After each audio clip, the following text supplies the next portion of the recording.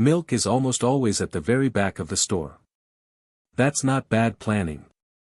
That's one of the most deliberate design decisions in all of retail. Grocery stores run on shockingly thin profit margins, often just a few percent. Selling food alone barely keeps the lights on for most supermarket chains. Placing milk in the back forces you to walk past bakery smells, colorful produce, and snack displays. Every extra step is another chance to buy something unplanned. Shopping carts have gradually gotten bigger over the decades. A larger cart makes a partially filled basket feel sparse, subtly encouraging shoppers to add just a bit more. That bakery smell greeting you at the entrance isn't a coincidence either. Fresh baked scent has been shown to increase appetite and impulse buying almost immediately. Produce sits right near the entrance too, deliberately misted and lit to look fresher and more vibrant, setting a positive tone for the rest of the shopping trip. Eye-level shelves are prime real estate. Brands pay significant fees just to secure that exact height, knowing shoppers buy what's easiest to see without bending down.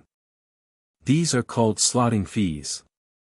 Manufacturers literally pay grocery chains just for the privilege of having their product placed on a specific shelf at all. For major chains, slotting fees alone can generate significant annual revenue, sometimes more predictable and profitable than the razor-thin margins on food itself. Store brand products often use nearly identical recipes to name brands, sometimes even made in the exact same factories, but sold at a noticeably lower price.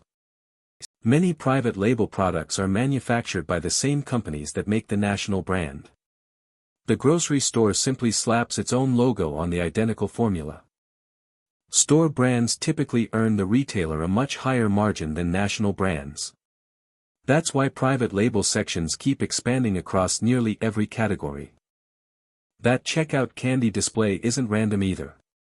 It's positioned precisely at a child's eye level, targeting the exact moment parents are distracted and least likely to say no. Weekly sales flyers highlight a few items sold at a loss just to get you through the door. Everything else you buy during that same visit covers the difference. These loss leader deals work because almost nobody visits a grocery store to buy just one discounted item. The rest of your cart quietly restores full profitability. Aisles sometimes narrow intentionally near high-margin displays. Slower moving traffic means more time spent looking, and more time looking means more chances to buy. Studies show slower background music causes shoppers to move more leisurely through the store. More time inside consistently correlates with higher total spending per visit. Loyalty cards aren't really about rewarding you. They're a data collection tool, tracking exactly what you buy so pricing and promotions can be tailored specifically to you. That purchase data becomes incredibly valuable. Some grocery chains even sell anonymized shopping insights to other companies, turning your habits into a separate revenue stream.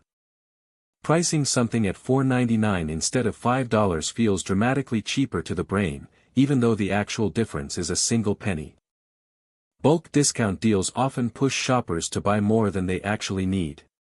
The perceived savings frequently outweighs any rational calculation of whether it's truly a bargain. Lighting in refrigerated sections is carefully calibrated. Brighter, cooler-toned lights make meat and dairy appear fresher, subtly increasing the perceived quality of every product. Unrelated products get paired deliberately, like wine placed near cheese. This cross-merchandising sparks impulse ideas shoppers wouldn't have considered on their own. End cap displays at the end of each aisle are another paid placement. Brands pay extra just to briefly escape their usual shelf and grab additional attention. Many stores are designed as a full loop, forcing you to walk the entire perimeter, passing through the highest margin fresh sections before reaching packaged goods. Self-checkout machines quietly reduce staffing costs significantly. That labor savings almost never translates into lower prices, it simply strengthens the store's already thin margin. When ingredient costs rise, many products quietly shrink in size instead of raising the price outright. This tactic, known as shrinkflation, is far less noticeable to shoppers. A box of cereal might weigh less than it did 5 years ago, yet the price tag stayed exactly the same. Fewer people notice a smaller box than a bigger bill. Prepared meals near the deli carry huge markups compared to raw ingredients. Busy shoppers happily pay extra for the convenience of skipping the cooking step entirely. Digital coupons requiring app downloads and multiple taps see much lower redemption rates. The extra friction quietly benefits the store more than the shopper realizes. Public grocery chain financial reports consistently reveal razor-thin overall profit margins. The business survives entirely on massive volume and countless tiny psychological edges stacked together. Every single detail, lighting, music, layout, and pricing, is quietly engineered by teams of researchers studying exactly how shoppers think and behave inside the store. Most people leave with significantly more items than their original list. That gap between planned and actual spending is exactly where the real profit quietly lives.